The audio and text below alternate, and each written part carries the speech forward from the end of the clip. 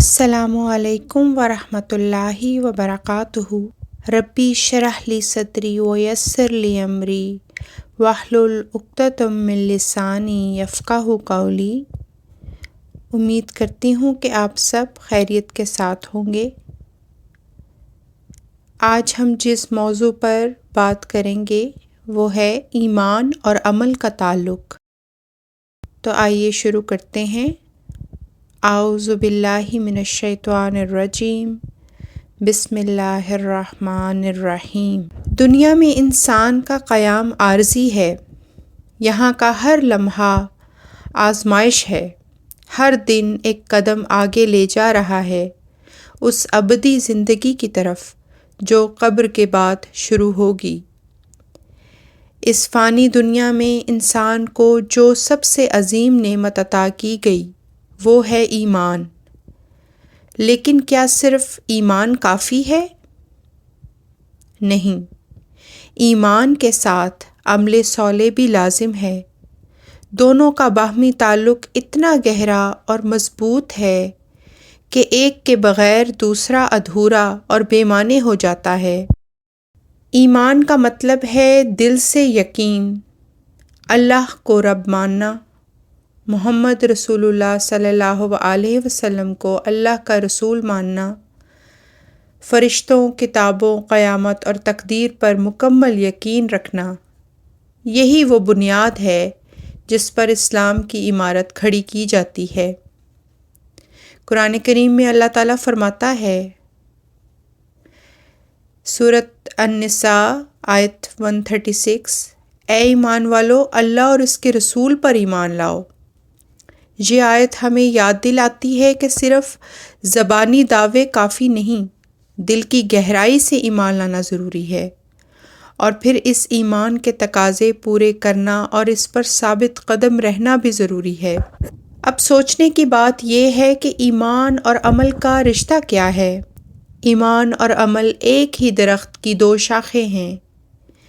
ایمان درخت کی جڑ ہے اور عمل اس کی شاخیں اور پھل ہے۔ اگر جڑ ہو لیکن درخت پھل نہ دے تو وہ بیکار ہے۔ اسی طرح اگر صرف عمل ہو مگر ایمان نہ ہو تو وہ عمل بھی بے وزن ہو جاتا ہے۔ قرآن کریم میں اللہ تعالیٰ نے بار بار فرمایا ہے، جیسے کہ سورۃ البینہ کی آیت 7 ہے، بے شک جو ایمان لائے اور نیک عمل کیے ان کے لیے ایسی جنتیں ہیں جن کے نیچے نہریں بہتی ہیں۔ یہاں واضح طور پر نجات کے لیے دو شرطیں بتائی گئی ہیں، ایک ایمان اور دوسرا عمل صالح۔ کیا ایسا ہو سکتا ہے کہ کوئی شخص ایمان کا دعویٰ کرے لیکن اس کے عمل ایمان کی نفی کریں؟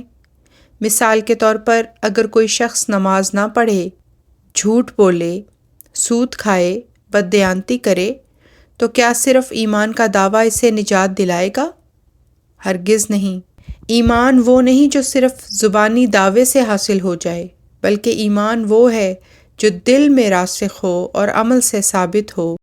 نبی کریم صلی اللہ علیہ وسلم کا فرمان ہے، یہ صحیح البخاری کی حدیث ہے کہ جس نے لا الہ الا اللہ کہا اور نبی صلی اللہ علیہ وسلم کی لائی ہوئی شریعت کے مطابق عمل کیا، وہ جنت میں داخل ہوگا۔ یہ حدیث واضح کرتی ہے کہ اقرار کے ساتھ اتباع یعنی عمل بھی لازم ہے۔ دوسری طرف اگر کوئی شخص دن رات نیکیوں میں مصروف ہو لیکن اللہ، رسول اور قیامت پر ایمان نہ رکھتا ہو تو کیا وہ اعمال اسے آخرت میں نفع دیں گے؟ قرآن مجید کا فیصلہ بہت واضح ہے۔ سورۃ الفرقان کی آیت نمبر 23 ہے، اور ہم ان کے اعمال کی طرف متوجہ ہوں گے جو انہوں نے کیے، اور ہم انہیں اڑا ہوا غبار بنا دیں گے۔ یعنی ایمان کے بغیر عمل کی کوئی حیثیت نہیں۔ وہ دنیا میں وقتی طور پر اچھا لگ سکتا ہے مگر آخرت میں بے وزن ہوگا۔ ایمان کی سچائی کو پرکھنے کا پیمانہ انسان کا عمل ہے۔ اگر انسان سچا مومن ہے تو اس کا کردار، اس کے فیصلے، اس کی زبان، اس کا دل اور اس کا جسم سب اطاعت الہی میں مصروف ہوں گے، زبان سے سچ نکلے گا، آنکھیں حرام نہ دیکھیں گی، دل میں حسد نہ ہوگا، ہاتھ ظلم نہ کریں گے، قدم بھلائی کی طرف اٹھیں گے۔ قرآن کریم فرماتا ہے، سورہ الانفال کی آیت نمبر 2 ہے، بے شک مومن تو وہی ہیں کہ جب اللہ کا ذکر کیا جاتا ہے تو ان کے دل کانپ جاتے ہیں۔ یہ کیسا ایمان ہے جو ہمیں نماز کے لیے نہ جگائے؟ یہ کیسا ایمان ہے جو زکوٰۃ دینے سے روکے؟ یہ کیسا ایمان ہے جو والدین سے حسن سلوک نہ کروائے؟ یہ کیسا ایمان ہے جو ہمیں حسد، جھوٹ، غیبت، چغل خوری میں ڈال دے؟ یہ ایمان کی کمزوری کی علامات ہیں اور یہ عمل ہمیں نقصان دے سکتے ہیں۔ ایمان اور عمل سے زندگی میں سکون، دل میں اطمینان اور رزق میں برکت آتی ہے۔ نبی کریم صلی اللہ علیہ وسلم نے فرمایا ہے کہ اللہ تعالیٰ اس بندے کو عزت دیتا ہے جو اس کا مطیع ہو۔ قرآن کریم فرماتا ہے، سورہ الاعراف آیت 8، پس جن کے اعمال کا پلڑا بھاری ہوگا وہی کامیاب ہوں گے۔ آخرت میں کامیابی کا دار و مدار صرف ایمان کے دعوے پر نہیں بلکہ اس پر ہے کہ ہم نے کون سے اعمال کیے ہیں۔ آج افسوس کی بات ہے کہ ہم نے ایمان کو رسم و رواج تک محدود کر دیا ہے۔ اذان سن کر بھی مسجد نہ جانا، قرآن پڑھنا صرف رمضان تک محدود، زکوٰۃ کو بوجھ سمجھنا، حرام اور حلال کی تمیز ختم ہو گئی اور نیکی کو وقت کی کمی کا بہانہ دے کر چھوڑ دینا۔ ایسا نہ ہو کہ قیامت کے دن ہم اپنے ایمان کے دعوے لے کر جائیں مگر عمل نہ ہونے کے باعث ہمیں شرمندگی اور حسرت کا سامنا ہو۔ قرآن کریم فرماتا ہے، سورۃ المطففین کی آیت نمبر 6 ہے کہ جس دن لوگ رب العالمین کے حضور کھڑے ہوں گے اس دن مال، اولاد، شہرت، عہدہ کچھ کام نہ آئے گا، صرف ایمان اور اس کے مطابق کیا گیا عمل کام آئے گا۔ اس دن اعمال کا وزن کیا جائے گا، کوئی اپنے نیک عمل کا ایک دانہ لے کر بھی محروم نہ ہوگا اور کوئی ظلم کا ذرہ بھر بھی نہ چھپایا جا سکے گا۔ نبی کریم صلی اللہ علیہ وسلم نے فرمایا ہے، عاقل وہ ہے جو اپنے نفس کا محاسبہ کرے اور موت کے بعد کی زندگی کے لیے عمل کرے۔ اس حدیث سے یہ ثابت ہوتا ہے کہ موت کے بعد کی زندگی کی تیاری کرنا عقل مندی کی نشانی ہے۔